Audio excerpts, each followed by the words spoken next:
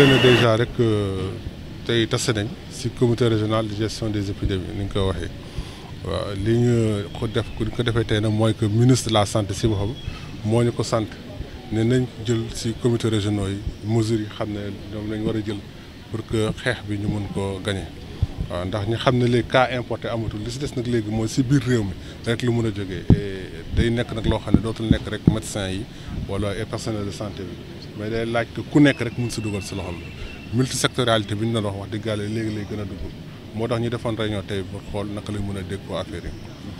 te xam ne nag ñun déjà région bi dañ amoon ay cas communautaire ñun suñu premier cas dans la commune de Thiès en particulier ay cas communautaire la woon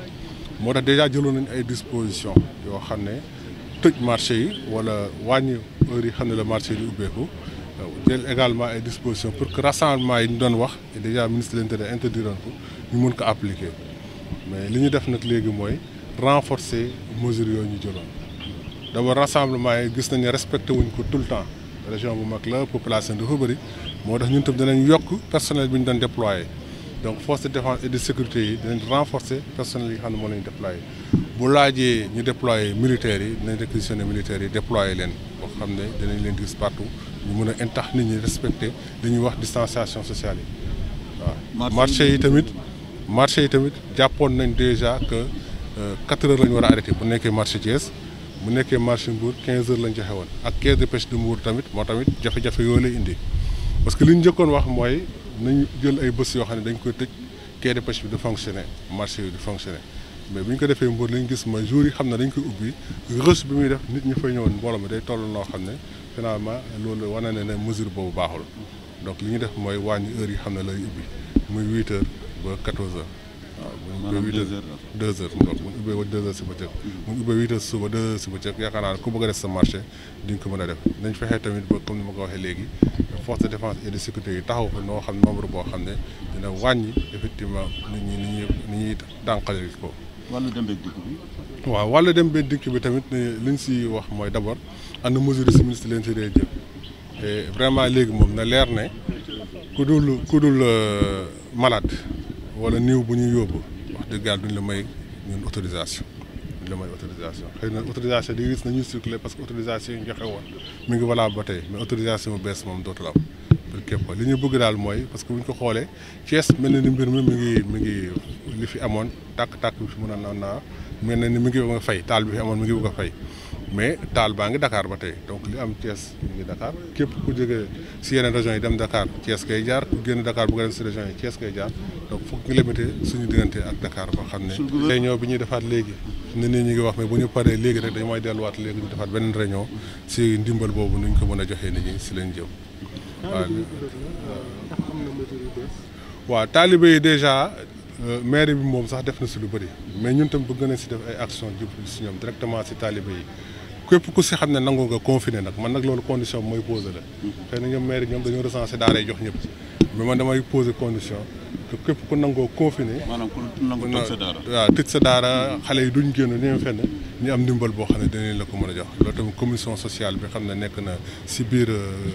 comité régional de lutte bi parce que comité régional bi tam dañ ko def léegi ay groupe opérationnel yoo xam ne ñoom ñooy def liggéey bi am na groupe opérationnel boo xam ne action sociale rek lay def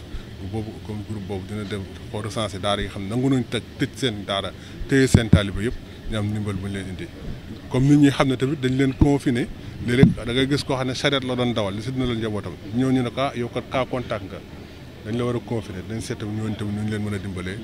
avant ndimbal état bi tudd nga waaw loolu lañ doon wax sànq rek déjà bu kanaana bu fekkee joxatuñ ko lu dul ñi xam ne malade la ñuy yóbbu loolu je pense que kenn xalaatul nag di ko tere wala ñi xam ne niveau la ñuy déplacé je pense que daanaka tëj bi am na mais boobu nu mu mën a seede rek dinañ ko def incha allah xanaa li ma bëggoon dellu saa rek mooy wàllu communication tamit décidé nañ renforcer ko waaw décidé nañ renforcer communication je pense que léegi sax da nga gis ñu ñëw seet si leen pour ñu mën a gën a yokk communication bi parce que tere bi baax na def force de défense et sécurité si terrain pour ñu tere baax na mais bëgg nañ tamit si wàllu communication ñu def communication boo xam ne daal dina gën a yegg si biir nit ñi. waaw ñu ngi def am registre national unique bi déjà kooku teg nañ ko déjà donc mooy base bi mais également am na complément yi ñu war a def bon xam nga nag mbir mi si wàllu woowu moom du doy jamais quoi parce que ñi xam ne dañ ko soxla dañu bëri toujours mais déjà donc am na niveau national lañ ko jotee bon noonu lañ koy jàppee mais dinañ jéem a def tout vraiment pour que mu yegg si ñu xam ne ñoom la war a yegg. Merci beaucoup. Nous avons effectivement fait une réunion du comité régional de gestion des épidémies. Vous savez, il y a 2-3 jours, donc le ministre de la Santé nous avait engagé vraiment à mener la lutte communautaire, donc et à prendre les initiatives nécessaires pour pouvoir contrer donc la maladie.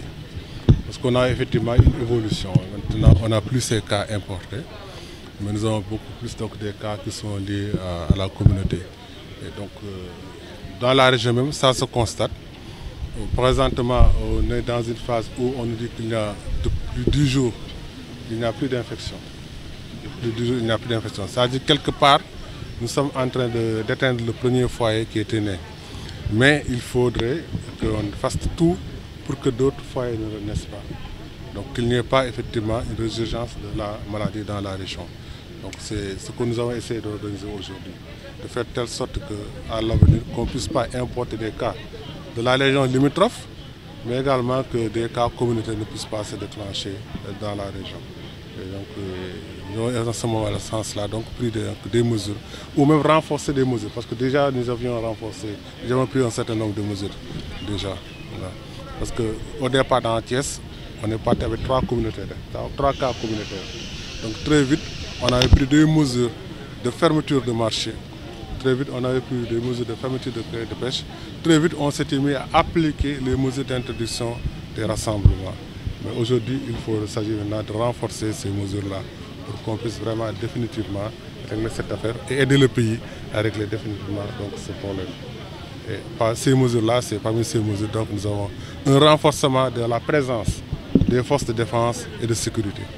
Parce que partout en général, il y a le dispositif légal d'interdiction. Déjà, l'arrêté du ministre de l'Intérieur interdit les rassemblements. Des arrêtés des préfets ont corsé donc, ces interdictions-là. Mais parfois, c'est l'application qui pose des problèmes. On a encore dans certains endroits donc, un grand nombre de personnes qui se présentent. Donc nous allons effectivement renforcer la présence des services de défense et de sécurité dans ce cas. On ira, si nécessaire, jusqu'au déploiement de l'armée dans certains endroits pour qu'on puisse renforcer donc, gendarmes et policiers. Par rapport au... Dire à tout le monde et que tout le monde le comprenne que maintenant les autorités administratives ne pourront donner des autorisations qu'aux personnes malades, pour le déplacement des personnes malades, ou alors pour le déplacement ou l'inhumation des personnes décédées. Toutes les autres formes d'autorisation ne sont plus délivrées. Que ça soit clair pour tout le monde et qu'on le comprenne comme ça. Ce que nous voulons, c'est que chacun reste sur place, donc dans sa maison ou dans son lieu de travail, mais qu'on arrête de bouger et d'aller de ville en ville. Je pense que si on le fait un temps, on pourra effectivement venir à bout de la lutte. Bon, là, nous n'avons pas commencé encore et c'est l'objet de la rencontre que nous allons tenir tout de suite. Nous allons enchaîner par une autre réunion, donc pour voir effectivement les modalités de distribution des vivres. Mais je voulais revenir sur également une mesure que nous avons arrêtée donc, tout à l'heure en commission. C'est-à-dire que nous avions déjà des mesures donc, de restriction des heures d'ouverture des marchés. Donc généralement c'était 15 heures pour le département de Mbour, en particulier la commune de Mbour, et 16 heures pour Thiès. Nous allons ramener ces horaires-là à 14 heures, à la fois pour Mbour et pour Thiès.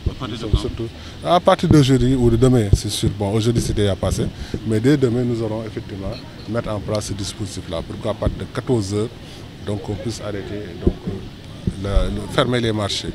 Nous avions pensé à fermer des jours de fermeture alternés. C'est une mesure qu'on avait essayé d'expérimenter à Mbour. Ça a donné de mauvais résultats, je l'ai dit. Parce que quand vous fermez le lundi, le mardi, le mercredi, quand vous ouvrez, vous avez un immense rush. Véritablement. C'est pourquoi nous avons dit qu'au lieu de fermer